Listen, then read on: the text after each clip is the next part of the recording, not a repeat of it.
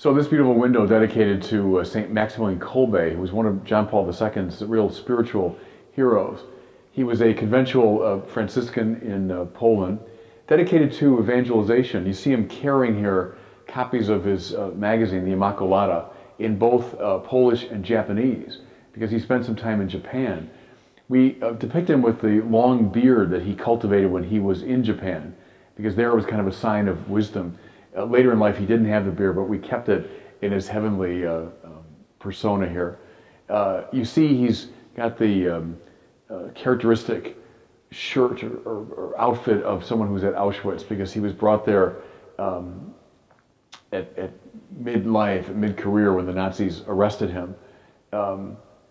This symbol here, of course, of the train tracks coming into Auschwitz. I think what the artist did very beautifully is, though it's a terrible and dark place, it became, through his sacrifice, a place of light. So you see the light coming out from the entrance. Above that is the medallion for the Immaculata. He was very devoted, of course, to the Blessed Mother. Also here, Our Lady of Częstochowa, so the most sacred icon of Mary in Poland. Above that, I love this symbol of the two crowns, one white, one red. They say when he was a very young man, the Blessed Mother appeared to him and said, "Do you want the white crown of purity or the red crown of martyrdom?" As typical of the saints, he replied, "I want both."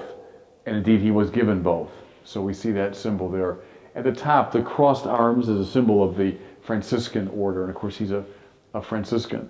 I'm very fond of this lower scene, which depicts the decisive moment in Kolbe's life. A member of his barracks at Auschwitz had escaped, and the typical Nazi response was to take all the people out and say, for every person that escaped, we will kill 10 of you. And so they isolated this poor man here, and he broke into tears and said, "I'm the father of a family." At which point Kolbe presented himself with the simple phrase, "I am a Catholic priest," and then gave his life, and he and others were put in the starvation bunker, and that's how he died. But it's a beautiful symbol to me of this self-sacrificial life of the priest. And my hope is that as seminarians for the next 100 years or more look at this window, they're very inspired by that scene.